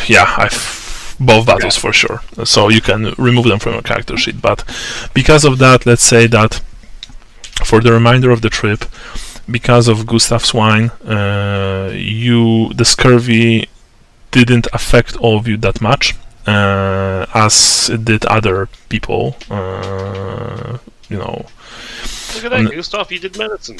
Yeah, on the ship. Yeah, good job, buddy. You did medicine finally. Yeah. Hey, you finally did doctor stuff. pretty good for a bodyguard. Yeah. Now, it's really started. The whole scary thing really started on the 11th of Yardnung. Of course, Dr. Vakliger immediately recognizes the symptoms, but has really no way to cure them with the supplies remaining aboard. The hauntings and the mutiny have also not done any favors for her nerves, and she has drunk her way through most of the ship's medicinal, quote-unquote, brandy, leaving her quite unfit to help anyone. What this means is that she's either constantly drunk or hungover. You can, Gustav, however, help in her stead because you know medicine. If this is your, wish, right? Yeah, if people need medical help, I'll step in. Okay, you don't have to roll anything. You just help as many sailors and griffins as possible. What this means is that for the remainder of the trip, you are really locked in the infirmary and constantly helping people, while the rest of you are doing whatever is needed to be done aboard the ship. I will. Mm-hmm. I guess I can try to extend rations through thin soup. Sure. You do your best, Lambert, and it probably help as well. Johannes, you and Marla just, do the usual sailor work with others. As I mentioned before, they're not. Lustria claimed quite a few of the crew, so the ship, there's always something to do on the ship. Right. And eventually, you reach Sartosa. On the 27th of Yardnung, under Madalaka's command, the Maiden of Manann reaches Sartosa from the Sorcerer's Isles. So the Sorcerer's Isles were a short stop near the coast of Araby. You stopped there on the 14th of Ulrichzeit. You remember the first time that you seen the sandy coast of this fabled nation, and people, including yourselves, they were probably just cheering like crazy. Of course, few search parties were sent to the Isles, and they actually returned with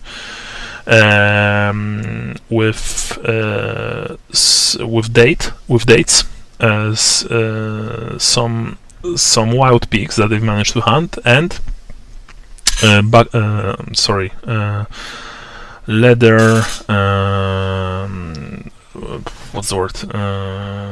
Leather canteens, and even full barrels of fresh water.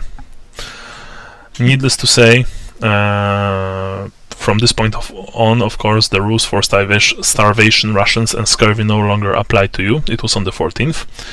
And the morale got a huge boost.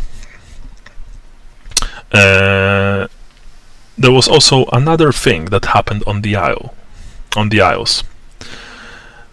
Mother Akela took the opportunity to get rid of any pesky prisoners who would not agree to join her crew. In that case, the captain and the brothers Horst. And so when the Maiden made sail the next day, she maroons them on the island. You all see that, by the way. As the mutineers make ready to depart, Captain Van der Beek curses them, making some dire but, well, oddly vague threats. "You treacherous rats! Do you even know what you've done? There's no place you can hide from them. Wherever you go, they will find you." He raises his voice to a hoarse shout as the last boat begins to row back towards the Maiden. "All of you, they will find you. Don't you realize? Can't you see? You are all going to die." This is the last time you see Captain Van der Beek and Brothers Horst, who are not saying anything. They just look at all of you, especially at you, Johannes, with well, contempt. You had no yeah, you had, by the way, no idea what Van der Beek meant when he shouted those, as I mentioned, vague threats. Sartosa is a place unlike any other. A pirate principality where all men are supposedly equal, but also where there are really, at least at the first glance, no laws. This is a merciless, cutthroat place, one where only the strong can thrive and survive. Akela moors the Maiden in the Blackfish docks, and, well, she proves as good as her word, dividing the treasure equally between all those aboard.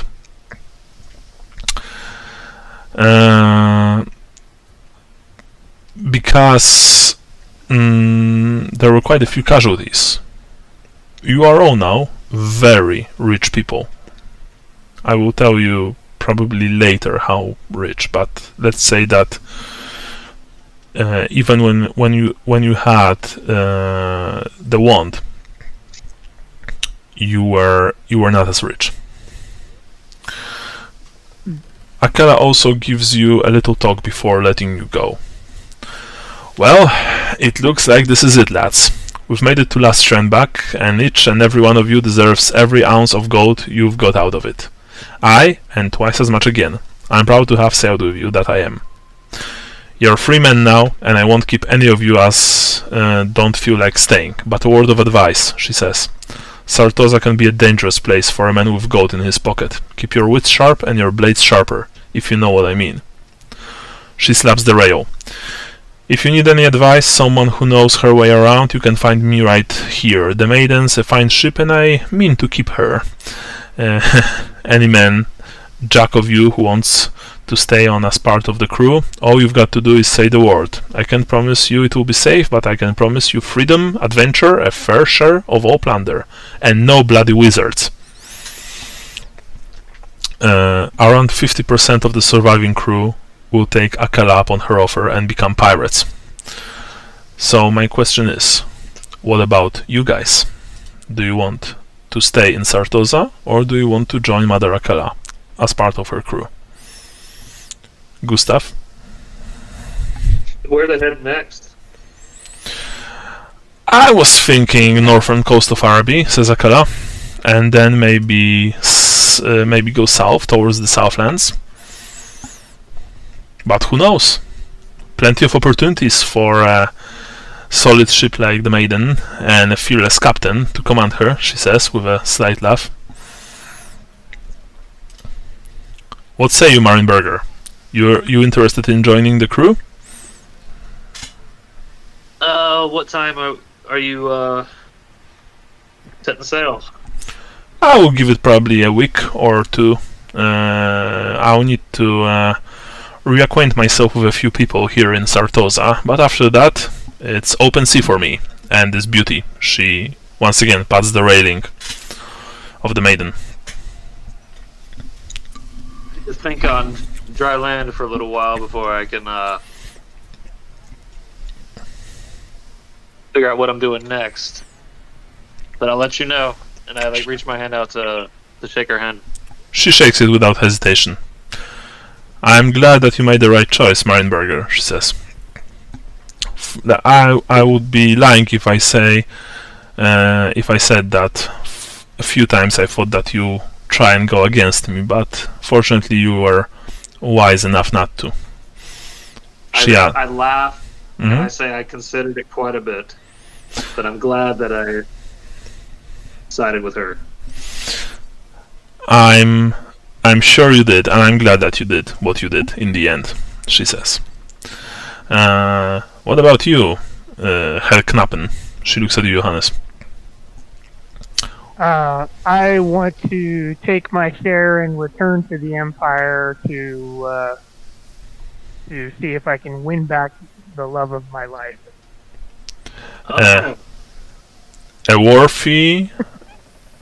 worthy quest, she says, and I hope that you succeed. And you can tell Johannes that she means it, by the way.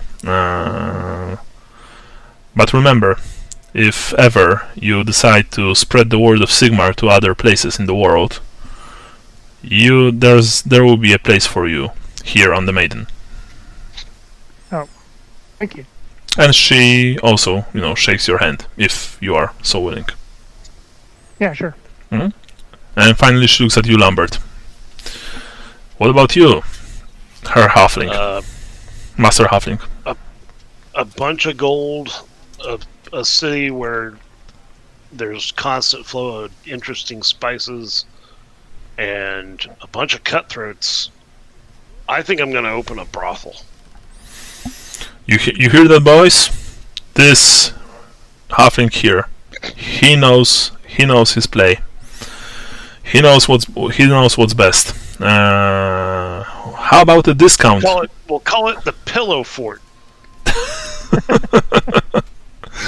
You can hear one of Akela's, newly minted pirates ask, "How about a discount, halfling? Huh?" I can discount the food. I can't account for what the ladies think. Call it the 100 lashes. There you go. It was. That's also good. That's also good. It was worth a shot. I'll be right back. Sure. Laughs the sailor. Marla says, finally Aka looks at Marla, but she says that I'm fine. I think I'll stay with my friends. Pirate life is. I had enough adventures for an entire lifetime in this green hell. Akela simply nods her head. She doesn't say anything. And well, in that case, I can only wish you all best of luck. May Manann guide you, and may your gods look favorably upon you. Come on, men. Let's make sure that this new ship of ours is in the best condition possible, she says. And with that, her and her entire crew, well, they prepared the Maiden for her eventual departure. That said, all of you are now standing on a in the Sartosan dock. I don't need to tell you that, of course, people all around you are quite different from those that you've seen in Marienburg or even in Altdorf. It is obvious that this place it's very dangerous. Pirates, buccaneers, privateers, and corsairs of all races, skin color, are just moving this way or another, arguing with each other, laughing, drinking, playing games of chance, and yes, quite a few times you've heard in the distance, the sounds of screaming, shouting, clash of weapons, maybe even a pistol discharge or two. Sartosa, even though it works as a nation of sorts, is a lawless place. Simply put, when you were sailing here, you've learned maybe a bit about this island from other sailors and from Akala herself. You know that it is ruled by a pirate king, that it is a free city where supposedly everyone has equal opportunity to earn riches and power. That, of course, it's mostly inhabited by humans. That said, there are also a few dwarves, halflings, and maybe an elf or two. And that if you're crafty and merciless enough, you'll probably be able to endure here. But if you are not, then, well, then simply you won't survive. Now, before we finish this, I mean, we need to wait for Michael to return. I will need to ask you one last question, probably.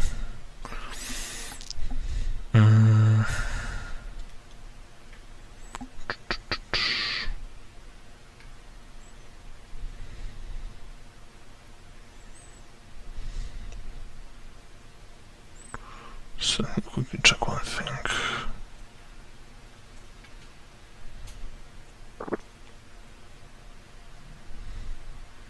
Okay.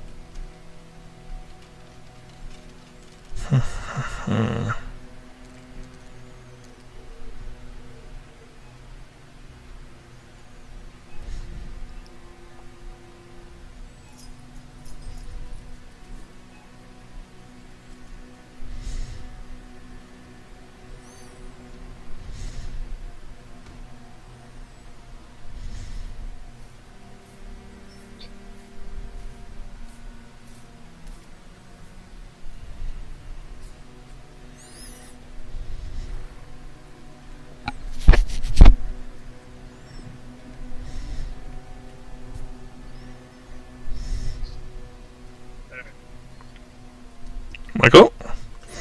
Sorry about that. Mm-hmm. Sorry. As I mentioned... Has keys to the house, but insists on never using them. Sure. I've mentioned that that you are now in Sartosa all by yourselves. That this is a place of great opportunities, but also very dangerous. It's a pirate nation. It's like real world. What was the name of the pirate principality in the Caribbean? I forgot. My Assassin's Creed 4 knowledge is severely lacking. Yeah. Was it Port Royal? I think so. Yeah, that sounds right. Yeah. Well, it's like that, of course, but as it's Warhammer, it's bigger, meaner, nastier. What this means? Yeah, it was Nassau and Port Royal. Yeah, exactly. Nassau. Tortuga. Tortuga, yeah, that was that, thanks. What this means is that Sartosa is a great place to spend gold, but all know right now that it's also a difficult place to hold onto it. You probably have very little time to make meaningful steps to safeguard your riches, or you're likely to be conned, robbed, or killed, probably within a very short time. So my question is, since all of you are right now staying, and I presume that you are all sticking together, what do you want to do? Because this is the very end of the scenario, so my question is, what are your plans? Let's buy a boat. Okay. Gustav always wanted a boat. We'll get a boat and sail away from here. Getting a big boat is expensive as shit. Getting a small boat, like a river boat, we could take that back up, go along the coast. I at least want to get back home, so... Yeah, well, I'm just saying, we need to get back home, so we need to somehow get transportation. So whether we hire somebody to sail us, or we buy a boat... I wouldn't buy a boat here, because I feel like we'd get ripped off, and someone would run off with all our money. Or sell All us right. nothing. Well, Sell us nothing. We'd have better luck just booking passage north. mhm. Not even anywhere specific. Maybe we can get the port somewhere else and Uh, just continue going north. just a Kylia. quick info. Interestingly enough, if you pool all your money, I specifically not telling you the exact amount you have. It's a lot, but if you would pool all your money, you would probably be able to buy your very own ship. It costs 12,000 gold crowns. And given that a lot of sailors and crewmen and griffins died during the voyage, all of you received a larger payment than than was originally intended. So I'm just saying that you can buy your very own ship. Of course, you'd still need to hire a crew, someone to control it, right, steer it. Or you can. I agree. I'm just not sure this is the place to make that kind of transaction. You know what I mean? Mhm. Well, Maybe in a port in Astalia or something. all I'm saying is we need to get off this island. Yeah. So, however we want to mutually do that. Let's do this. We want to establish a business, or I want to, but I don't want to do it here because it sucks. So we book passage to Tilia Mhm. and set up shop there. That way we are close enough that Gustav can feel safe to just go back to the Empire if he wants to. Do we know Tylian, any of us? Asks Marla. It can't be that hard. Probably. I've heard that it's always warm in Tylia, Yeah. I know Astalian, but it's not the same language. Well, That's close. Close enough. I like Lambert's idea, says Marla. And honestly, Tylia's the city of mercenaries. They gotta speak a lot of languages there. nation, but yeah. Honestly, I really like the Lambert's idea. We could, opening a business in a place where no one knows us, when there are no green thistles, and when it's not cold and miserable all the time like in the Empire, you can count on me, Lambert. If you need a brothel mama, then of course I'm available. Although I believe that they're. Although I believe that in brothels they call them madams, right? Yeah. Yep. All right. Madame Marla. It's got a ring to it. Has a nice ring to it. I agree. Johannes and Gustav, maybe you would like to stay. Here or in Talia? In Tyler. We Oh yeah. Maybe. we already run business once. I at least want to do some sightseeing and some downtime after Lustria. And as Lambert said, it's a nation of mercenaries, and mercenaries always love to spend their gold, in brothels. All right. Yeah. Let's go. Let's do it. I can And so- probably meet myself a halfling wife. You could probably finally settle. I agree, says Marla. It would do you some good. You need an honest woman in your life. You're not honest? Well, maybe I am, but I'm sorry, Lambert, you're not my type. Yeah, you're about 4 feet too tall. That I am, she says. That I am. All right, let's go find passage. And with that, you go and find passage to Tilia to fulfill your dream of opening a brothel, either named Pillow Fort or the 100 Lashes, depends. Oh yeah. You eventually. Johannes, you owe me 4 gold. What was you for gold? I had a bet with you to shut up around Neuwald. Okay, I give you 4 gold. Yay! I shave shaved 4 gold worth off of one of the tablets that I'm carrying. And you eventually reach this place. You eventually fulfill your dream and probably have something akin to a happy ending, if it's even possible in the old world. That said, it's not over yet.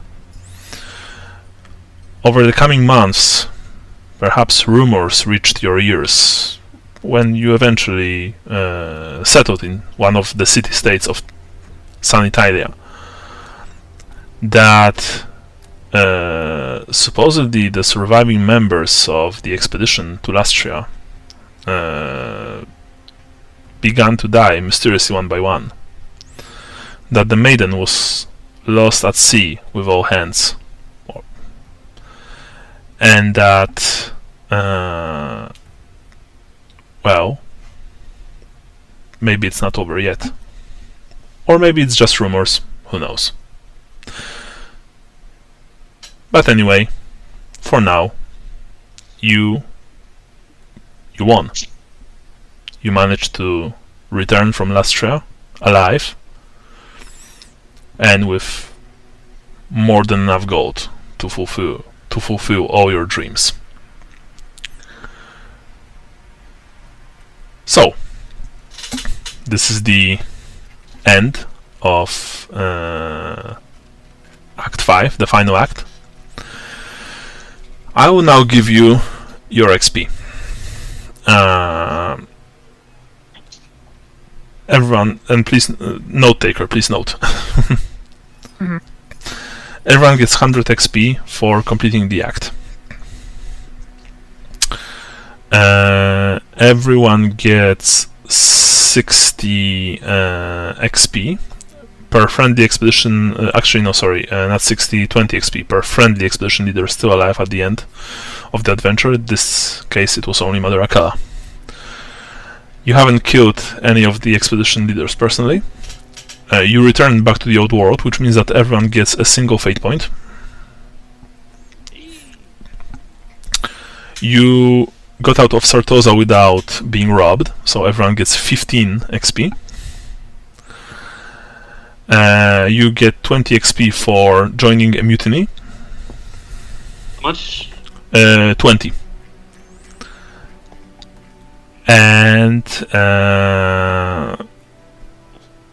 And really that's it.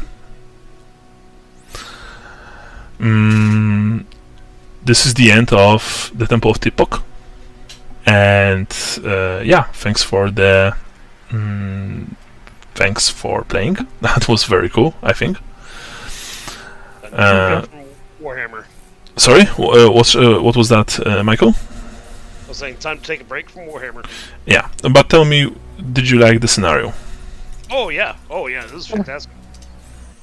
I enjoyed it. I like anything that breaks the grain of like, oh, you're just gonna be in depressing Reichland all day. It's like, all right. I also like. So depressing. Yeah, I also like that it was slightly different than your usual Empire-based scenario, or old world-based scenario. What about you? I was gonna say, plus setting us up in Tilia with a brothel opens us up to opening up new characters eventually. Because fuck it, it's mercs, man. That's true. That's true. So tell me, Bran, did you enjoy it? Yeah, it was the first campaign I played not in the old world, so that was pretty nice. On my part, because this is the second time that I've run it, I really like it. I like the the faux Indiana Jones style expedition thingy. That said, I think that it's very heavy. That is very exposition heavy.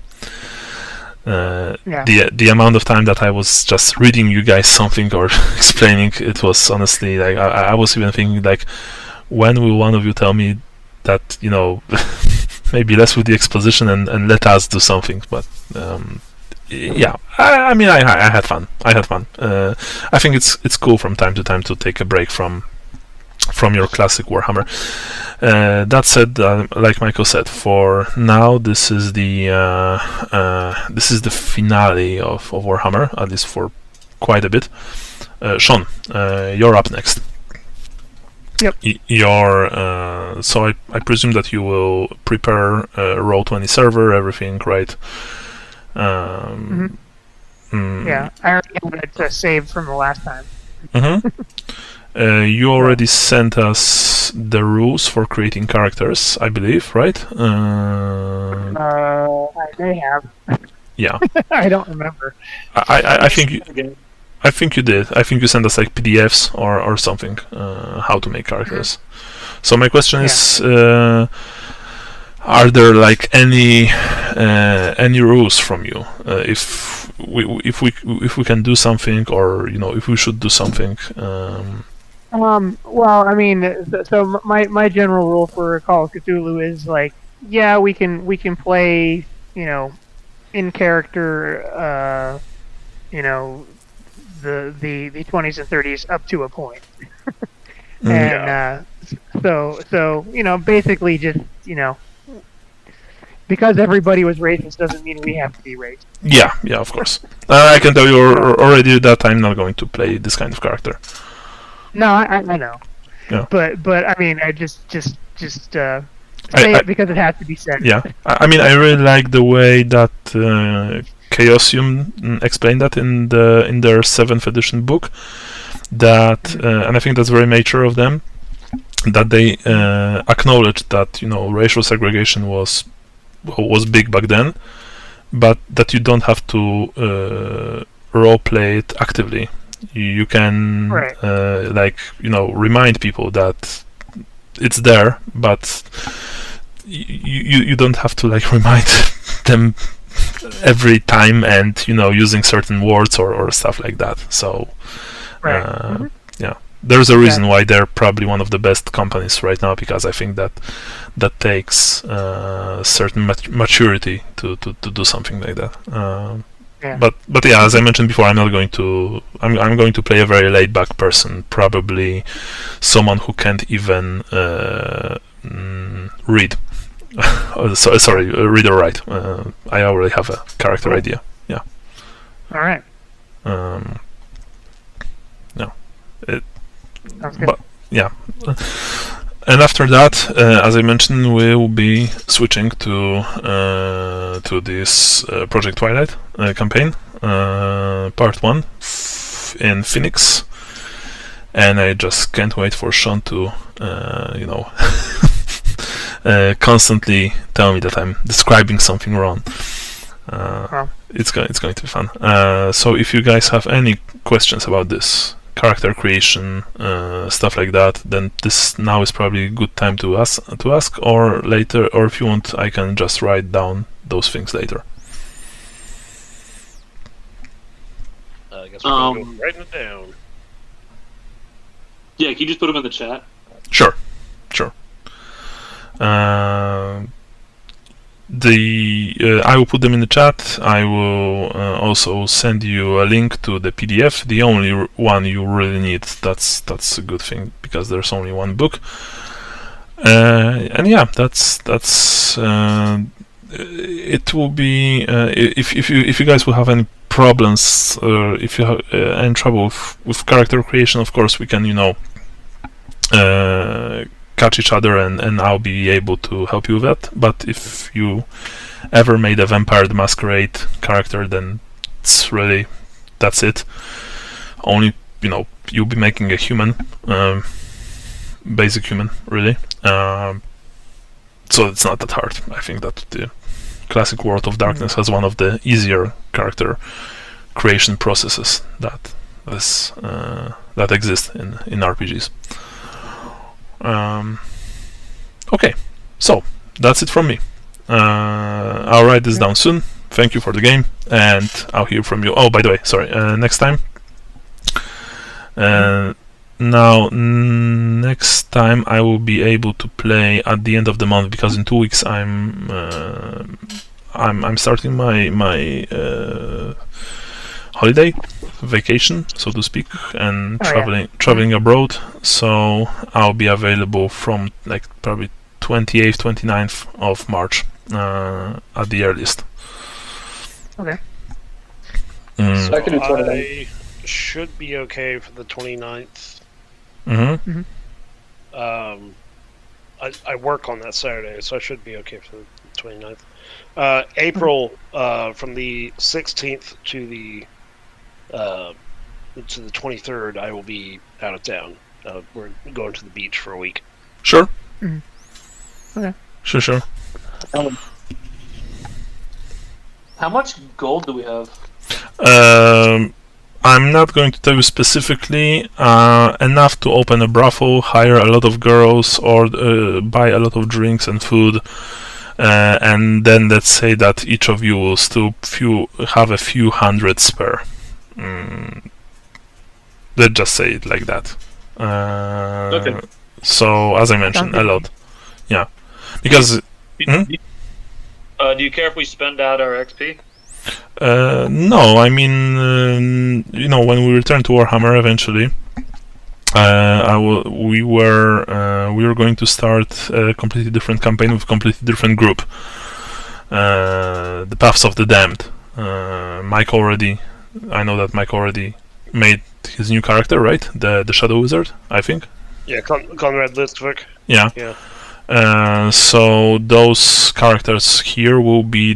I hope that they will return one day. I'm sure they will, but this will be a whole new party for a whole new campaign. So you can of course spend your XP Gustav if you want, but you will be playing a different character anyway. We're banked, so I'm just curious, like what he would evolve into. You know what I mean? Like. Yeah. I mean, eventually, when we return to this party, maybe one day, it will probably be in Thalia, and it will once again probably be an open world style of game, kind of like an Aldorf, I think. But it's still it's still in the future. Yeah. So anyway, thank you very much. I'll hear from you soon. And for now, we are playing on the 29th of March. Yep. All right, boys. Bye bye.